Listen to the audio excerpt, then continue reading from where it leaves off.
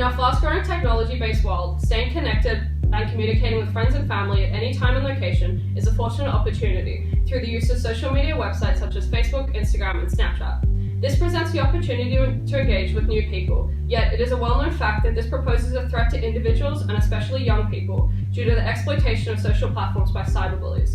They abuse these victims and cause psychological and emotional harm, all while hiding behind the shield of a screen. The recent incidents formerly discussed have had an exponential impact on the suicide rate of children from ages 11 to 17 over the past 10 years, with a ratio of approximately 13 children for every 100,000 to commit suicide. This horrible increase in numbers over these 10 years is directly proportional to the increase of social media users. It is evident these websites have a major impact on individuals' mental health, as 19% of teens in 2015 who use their phones for more than 5 hours a day are 70% more likely to have suicidal tendencies than those who reported just 1 hour of daily use. This shows us just how much social media has an influence on our lives and our children's lives, severely altering our mental health.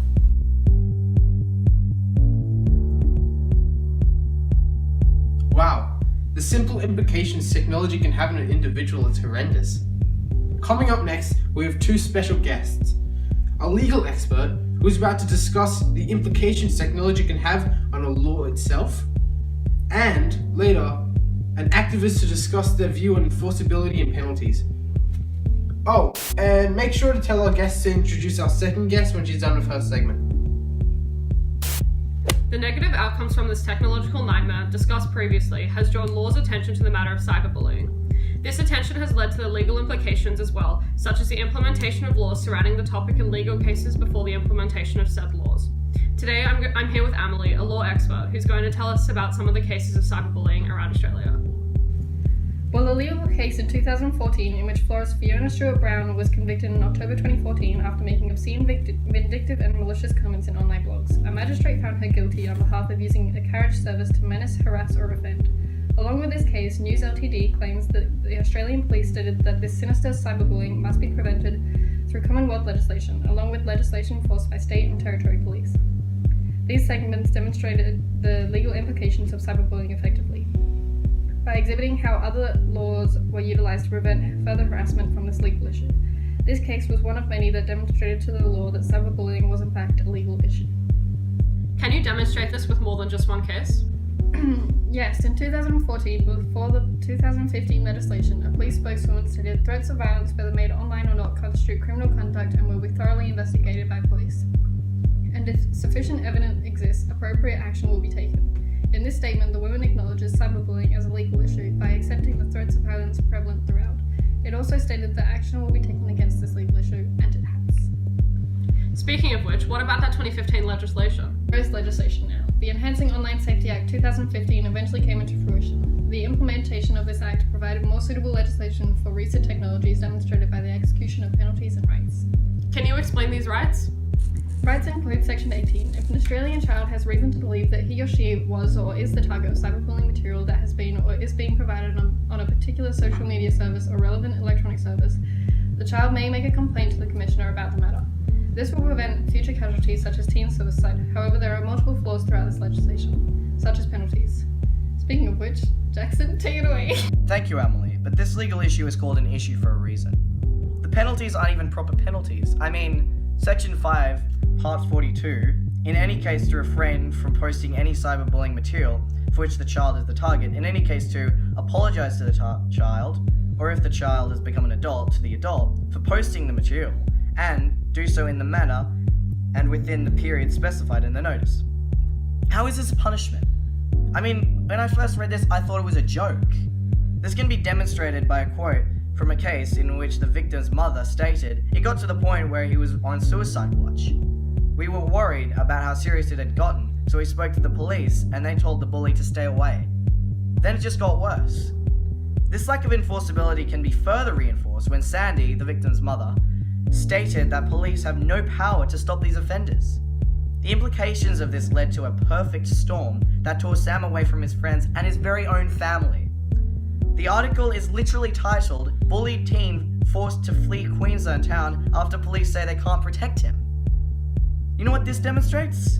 This demonstrates that the weak legal penalties formerly discussed are ineffective, thereby unenforceable.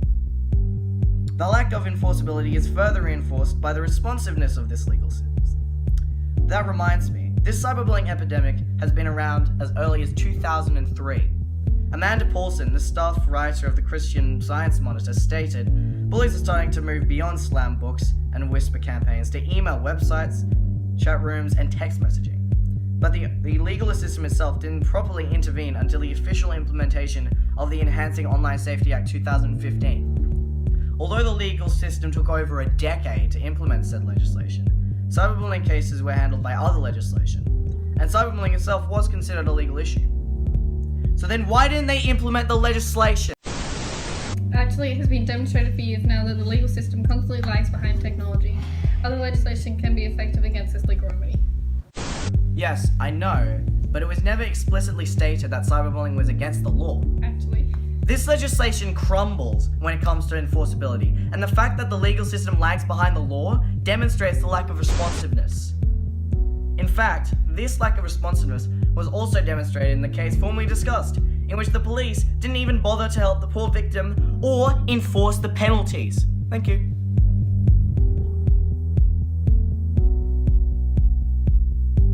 The subject of enforceability, formerly discussed by Jackson, demonstrates the extremely limited to little effective legislation. The current legal system is severely lagging behind our continuous technological progression. As a result of this, an unjust legal system was formed. This unjust legal system can be demonstrated through the Shane Garada case, in which 17-year-old Alim Halek was repeatedly bullied with extreme threats and insults, which the implementation of these threats later influenced Alim to take his own life. This suicide led to the abuser receiving 200 hours of community service. This demonstrates the unjust nature of the legal system in this division, and the desperate requirement for the implementation of law reforms and amendments. Cyberbullying legislation is extremely limited and ineffective when executing proper legal penalties. This can be demonstrated through the lack of responsiveness from the legal system. This implementation of more effective legal remedies has been neglected, even though, as previously mentioned by Jackson, cyberbullying was considered a legal issue. A law reform that allocates more severe penalties is desperately needed, as an implementation of harsher penalties will create a more enforceable legislation. These punishments will discourage offenders and in turn prevent future incidents. It's true this cyberbullying epidemic has not been effectively handled by the legal system. However, the Australian legal system has created legislation as an attempt to prevent online abuse. The legislation is called the Enhancing Online Safety Act 2015. Unfortunately, this legislation is considered obsolete due to the recent technological advancements creating loopholes around the legal system's enforceability, thus creating an ineffective piece of legislation. An effective law reform for cyberbullying is needed in order to meet the needs of our society and have a just legal system in this area. This can be achieved by issuing a law reform and creating broader enforceability rights which equates for a satisfactory amount of new technological advancements, creating a more fair and just legal system for cyberbullying and limiting the number of these incidents. By creating stricter laws and punishments for cyberbullying, the legal system can ensure that victims are getting the justice they deserve. Longer jail sentences and better education for kids is a step in the right direction to reducing cyberbullying. As for those involved, speaking out is the best thing you can do. Spreading awareness is half the battle. And the more we speak out, the more pressure the government is under to change the laws and stop cyberbullying for good.